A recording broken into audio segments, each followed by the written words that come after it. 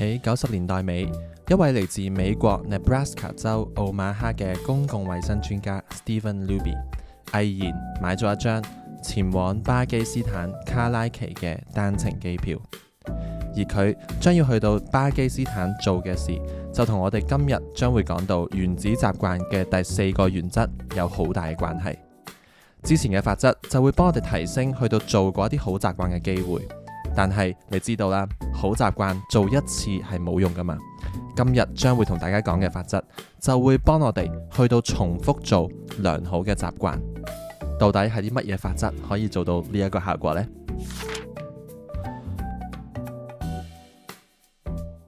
我係連讀 U 都爭啲俾人踢出校，但係後來奇蹟逆襲，成為 First Honor 教育語言學碩士嘅車仔老師。我呢一個 channel Carson Chilling English 想同你 chill 住咁樣學習語言，提升自我。事不宜遲，就等我哋即刻 chill 住咁樣去到睇下原子習慣 Atomic Habits Chapter 15。聽到我 intro 講嘅嘢，你可能會問，點解一個好地地住喺美國嘅人要特登去到巴基斯坦呢？其實原因好簡單，當時嘅巴基斯坦卡拉奇市係世界上面其中一個人口最多嘅城市。據當時嘅估計呢，就喺1998年入邊，呢一個城市已經有超過900萬人去到居住。相比起其他巴基斯坦嘅城市，卡拉奇市可以話係經貿中心、主要嘅交通樞紐。而當年嘅卡拉奇市呢，你都可以揾到一啲繁榮嘅商業區同埋熱鬧嘅街道。不過就係呢一啲嘅繁華背後，卡拉奇市亦都係世界上面其中一個最唔適合人類居住嘅城市。喺呢個城市入邊，有60%嘅人係居住喺寮屋區或者貧民窟，而喺一啲人口密集嘅區域，好多所謂嘅屋企都只係用一啲垃圾去到搭起去到建造嘅。最大鑊嘅就係好多地區根本都冇排污系統、冇電網、冇乾淨嘅水供應。天氣乾嘅時候就會滿天飛塵，天氣濕嘅時候就會周地都係污水泥濘。喺呢一個衛生極差嘅城市入邊，因為蚊蟲同埋細菌嘅滋生，成日都會有一啲大規模嘅傳染病爆發。當地嘅人成日都會出現腹瀉、嘔吐、腹痛等等呢一啲嘅病況。而專程由美國飛過去嘅 Stephen Luby， 正正就係想着手改善呢一系列嘅問題。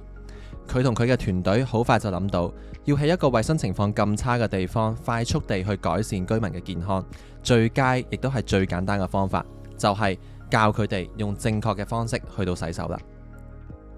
但係 Stephen 同佢嘅團隊亦都好快發現，原來當地嘅人佢哋唔係唔知道洗手有幾重要㗎噃。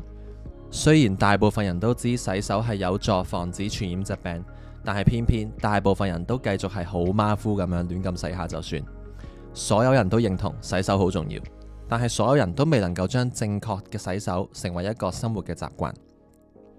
Stephen 當時得出嘅結論就係，佢哋嘅問題唔係冇相關嘅知識，而係佢哋唔夠長期，亦都唔夠穩定嘅實踐。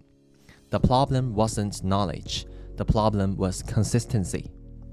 你試諗下，呢個情況有幾難搞呢？因為人明知都唔做，就係最難去糾正噶嘛。你試諗下，如果你係 Stephen， 你又會用啲乜嘢方法去到改善呢個問題呢？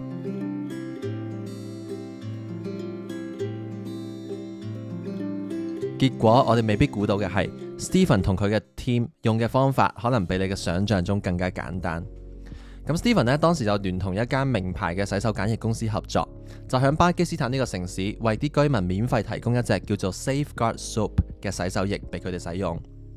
呢一隻嘅洗手液對卡拉奇嘅居民嚟講就係一隻名牌嘅洗手液，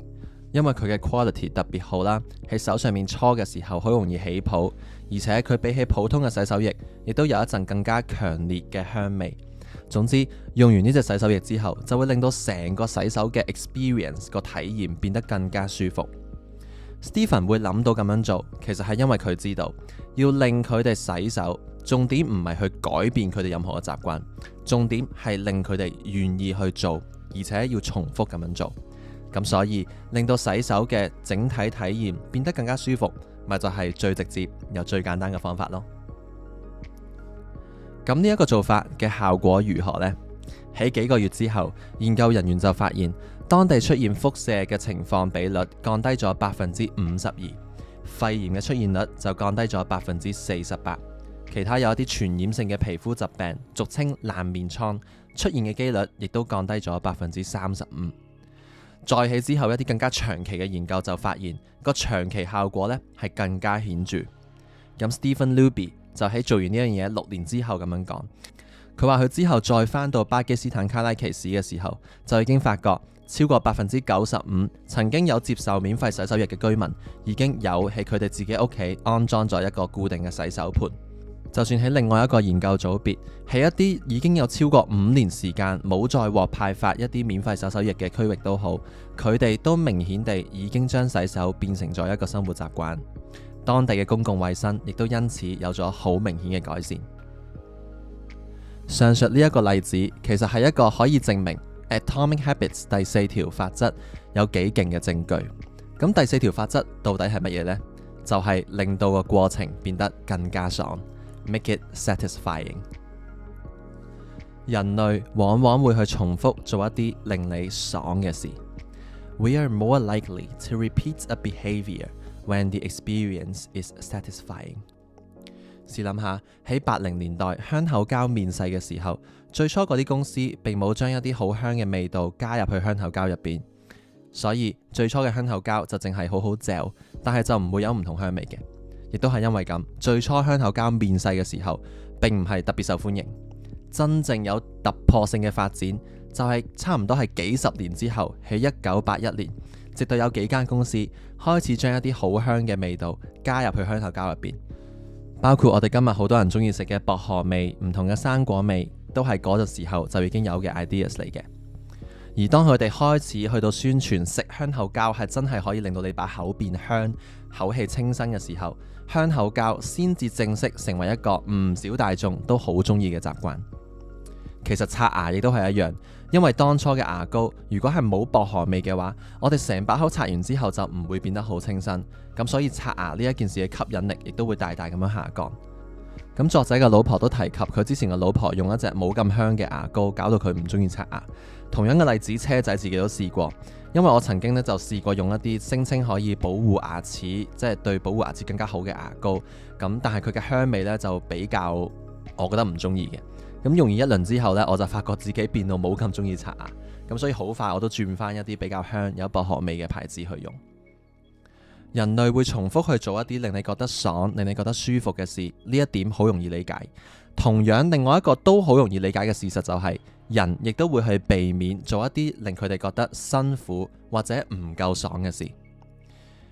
If an experience is not satisfying, we have little reason to repeat it。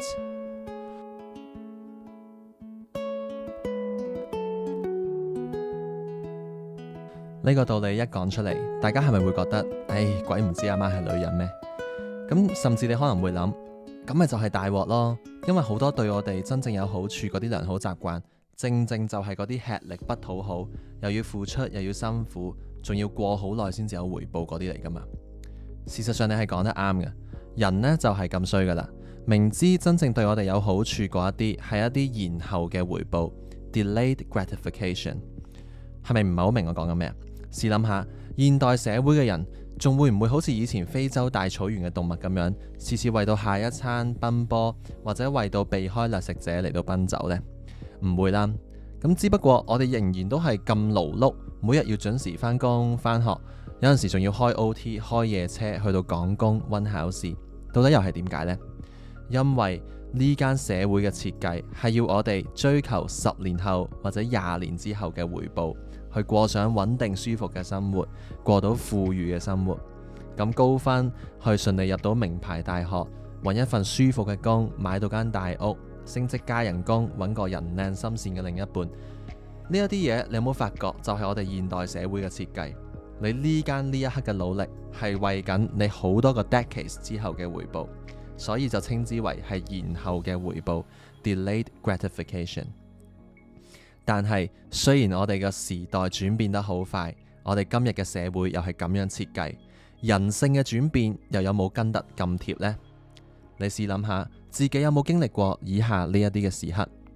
明明你已經決定咗要健康飲食，要減肥，但係當你見到個包好吸引嘅零食喺你面前，你又抵擋唔到佢嘅誘惑，結果你就嚼嚼聲咁樣又開始食啦。有陣時明明已經決定咗要慳錢，唔好再出街食飯，但係當你去到晚餐時間，個肚咕咕聲，好肚餓嘅時候，你又會念念不忘嗰一間泰國餐廳嘅菠蘿炒飯。結果今晚你又是儲唔到錢，又出咗街食飯啦。我相信以上呢一啲時刻對大家嚟講都唔會係陌生，除非你係一個超人。咁因為我哋每一個都係俾我哋嘅人性去到限制住，我哋嘅人性往往中意一啲係能夠俾我哋即時回報嘅嘢。如果有啲嘢係要等到太耐先至有回報呢，我哋往往唔係咁中意。亦都係因為相同嘅原因，好多人明知食煙會令到佢哋有肺癌，會有好多身體嘅疾病，佢哋都唔理，繼續食，因為食煙嗰一下，佢哋就可以有放鬆嘅感覺。好多人明明知道性濫交係會增加自己患到性病嘅風險，但係因為佢有性行為嗰一下係好舒服、好爽，佢哋都唔理咁多，總之做咗先，攞咗依間嗰一刻嘅回報先。有啲人膽固醇又高血壓，但係都收唔到把口，繼續暴飲暴食，始終都係因為食嘢嗰下實在太舒服啦。你會唔會發覺，往往一啲好嘅習慣都係一啲長遠嚟講先至對你有好處嘅嘢，但係做嗰一刻，你始終都係會覺得辛苦，要有少少逼自己去做先至做到嘅。相反，唔好嘅習慣就係一啲長遠對你有損害，但係去到做嗰一下呢，就係好舒服、好正嘅嘢嚟嘅。亦都係因為係咁，你就算知道佢對你唔好，你都控制唔到自己要繼續去做。咁針對呢一個情況，作者講咗一句說話，我覺得就好精警。佢話：The costs of your good habits are in the present. The costs of your bad habits are in the future. 咁既然一啲做完之後唔爽嘅嘢，同埋一啲延遲先至有嘅回報，人性本來就咁抗拒，我哋可以用啲咩方法呢？好簡單，咪就係令到我哋想建立嗰一個好習慣變得更加爽，做完之後更加有滿足感、有成功感，咁咪得咗咯。但係實際上又可以點做呢？作者喺本書入邊講咗幾個例子。首先，點解咁多人佢哋想儲錢，但係成日都會半途而廢呢？可能就係因為大部分時候儲錢呢一個習慣就等於要控制自己買嘢嘅慾望。咁每次所謂成功儲到錢，就等於每次要令到自己買唔到嘢。咁樣就算儲到錢，自己每次做到嘅時候，都會有一種莫名嘅失落感。既然人係唔會重複做一啲感覺唔好嘅嘢，下一次當你再需要控制自己購物慾嘅時候，你唔會再忍得住，成個儲錢嘅計劃你就會拋諸腦後，又變翻早買早享受啦。咁樣你點樣先可以成功呢？其實你可以試下開一個銀行嘅戶口。如果你係用網上理財嘅話，將個戶口改名成為譬如儲錢去日本旅行。咁每一次當你可以成功控制自己嘅購物慾，你就可以將嗰個相應嘅銀碼價錢去到放入去你呢個儲錢去日本旅行嘅戶口入邊。透過呢一個咁微小嘅動作，其實你就將成功儲錢同埋控制購物慾呢一啲嘅動作轉化成為一個可以去日本旅行嘅嚮往，即刻成件事就由唔爽變到爽。你做完呢一件事之後，嗰一種嘅成功感或者嗰一種嘅滿足感就會有提升啦。從呢一個例子可以見到，第4條法則着重嘅部分係講緊你做完嗰一個良好習慣之後嗰一個 moment， 嗰一個時刻嘅感覺。就算你只係可以幫自己提升少少良好嘅感覺，少少嘅成功感，都可以提升你去下次重複做呢個習慣嘅機會。所以下次當你嘗試做完自己建立嘅良好習慣之後，即刻就獎自己一啲小嘅快樂時刻，俾自己經歷嗰一種成功感。你嘗試感受下，咁樣去做會唔會令到你下次再去重複呢個良好習慣嘅機會或者動力去到提升啦？